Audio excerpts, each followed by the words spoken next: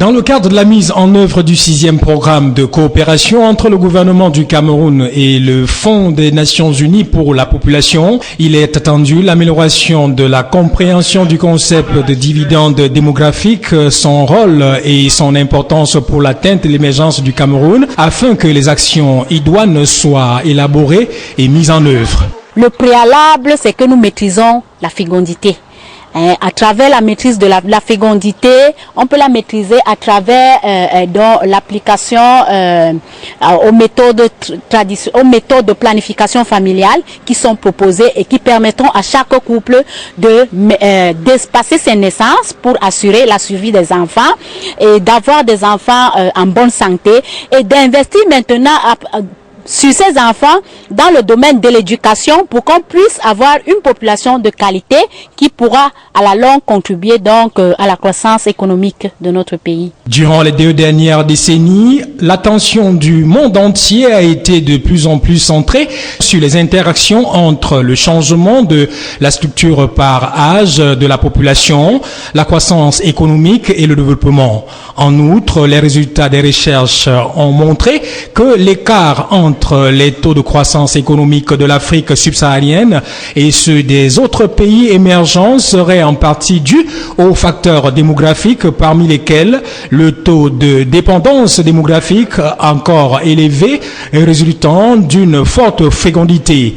Par ailleurs, il est à relever que les pays qui disposent d'une population majoritaire jeune et d'une baisse de la fécondité sont plus susceptibles de bénéficier du dividende démographique. Au-delà des spécificités relatives à chaque pays, les conditions de réalisation du dividende démographique qui exigent surtout des pays africains de prendre de façon urgente et courageuse des mesures visant la réalisation et la transmission démographique et la transformation profonde de l'économie pour lui donner la capacité réelle de générer non seulement des emplois décents, mais également des ressources humaines, matérielles, techniques et financières de qualité susceptibles d'induire et de soutenir un développement durable inclusif. Par ailleurs, un plan stratégique national pour le bénéfice du dividende démographique au Cameroun est en cours d'élaboration. Les recommandations issues de cette rencontre permettront d'alimenter et d'enrichir ce plan stratégique national.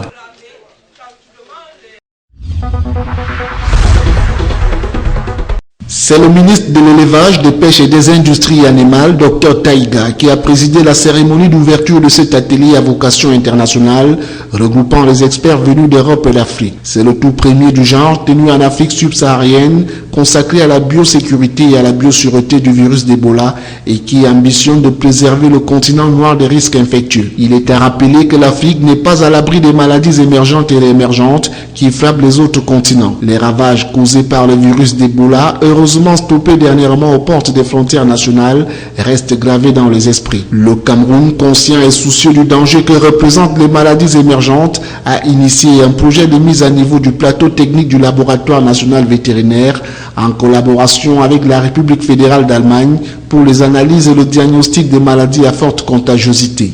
L'objectif recherché de cet atelier de formation, c'est de renforcer les capacités des praticiens vétérinaires, des médecins en santé publique pour se préparer, n'est-ce pas, à un éventuel foyer de maladies émergentes et réémergentes, genre Ebola. Comme a dit le coordonnateur de l'AEA, de l'Agence externe de l'énergie atomique, c'est la première formation qui se passe dans le monde.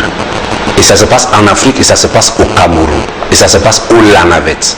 Il est question ici de sensibiliser et de former les participants afin de leur donner des outils nécessaires pour limiter, voire empêcher la propagation du virus d'Ebola et ses conséquences dramatiques sur les populations et l'environnement. Les personnels techniques et de laboratoire qui jouent un rôle incontournable dans le diagnostic et le contrôle de cette maladie seront capacités sur le respect des normes de biosécurité et de biosûreté de manière à pouvoir contenir le virus en cas d'épidémie.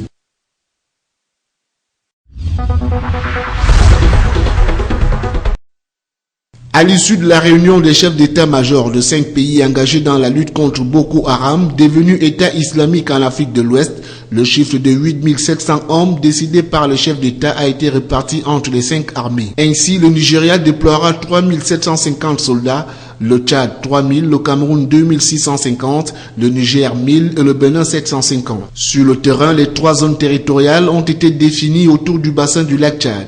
Chaque zone étant supervisée par un commandant désigné par chaque pays contributeur de cette force. Dans les jours à venir, le général nigérian Iliya Issa Abba entreprendra une tournée d'inspection du déploiement des troupes dans ces 3 secteurs. Il se rendra à Moura, au nord Cameroun, non loin de la ville de Maroua, où se trouve le secteur placé sous le commandement du général de brigade Bouba Dobekleyo. Gambarou, la ville nigériane qui fait face à Fotokol au Cameroun et qui a été le théâtre des premiers accrochages entre les islamistes et les forces coalisées, ne sera pas en reste. Le général nigérian ira ensuite à Baga, sur les rives nord du lac Tchad. Une tournée du commandant de la force qui va s'effectuer en même temps que se poursuit le déploiement des hommes sur le terrain. Pendant ce temps, les troupes des différents pays membres de la force multinationale vont finaliser leur déploiement dans les 3 secteurs. Malgré la dynamique politique initiée par les dirigeants des pays menacés par Boko Haram, il faudra du temps pour rendre cette force opérationnelle. Pour des besoins de stratégie militaire certainement, aucun délai n'a été jusqu'ici officiellement annoncé,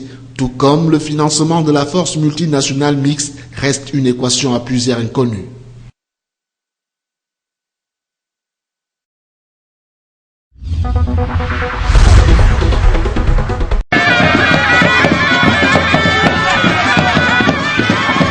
L'esplanade de la permanence du parti RDPC de Mokolo s'est avérée trop étroite pour accueillir les populations du Mayo-Tchanaga venues fêter la nomination de Jacob Kodi, nommé général de brigade par le président de la République. C'était à l'occasion d'un giga meeting organisé par les élites intérieures et extérieures ainsi que les forces vives du département.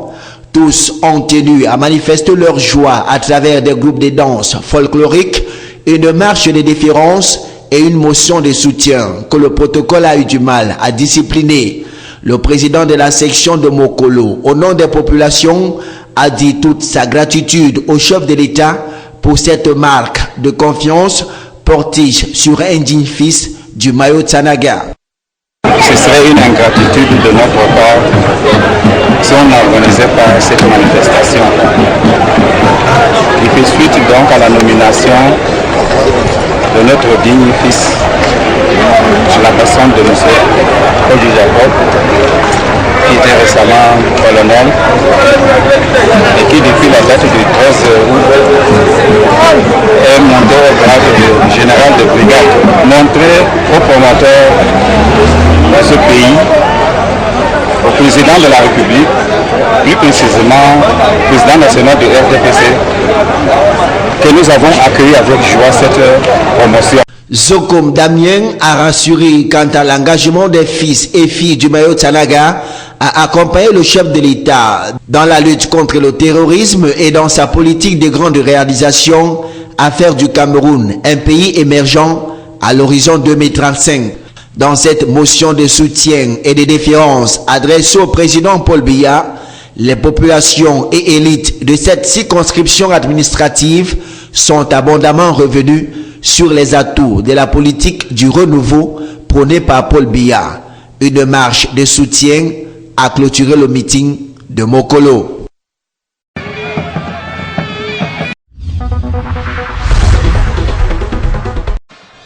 Ils sont 4 clubs qui se tiennent à 4 journées de la fin du championnat. Après 31 journées, Coton FC de Garoua, 58 points, est en tête du classement non officiel. L'équipe du Nord est talonnée par l'Union sportive de Douala, deuxième avec 56 points. Juste en embuscade, New Star et Botafogo qui comptent tous 53 points et classés 3e et 4e. Les 2 dernières formations citées peuvent en cas de faux pas des leaders se positionner aux premières loges, mais à condition qu'elles font aussi un parcours sans faute. Au bas de ce classement est Ormiloté Kassé de Yaoundé, qui a déjà validé son ticket pour la Ligue 2. 6 formations se battent pour le maintien. Lyon blessé de Foutouni et Cosmos du Mbam qui comptent respectivement 37 et 36 points. UMS de Loum, Fovou de Baham, le Canon sportif de Yaoundé et Nialakwan Sport Academy ne se sont pas encore tirés d'affaire. Aucun parmi eux, à 4 journées de la fin, n'a encore franchi la barre de 40 points, synonyme de possible maintien. Des positions qui annoncent une fin de saison riche en suspense.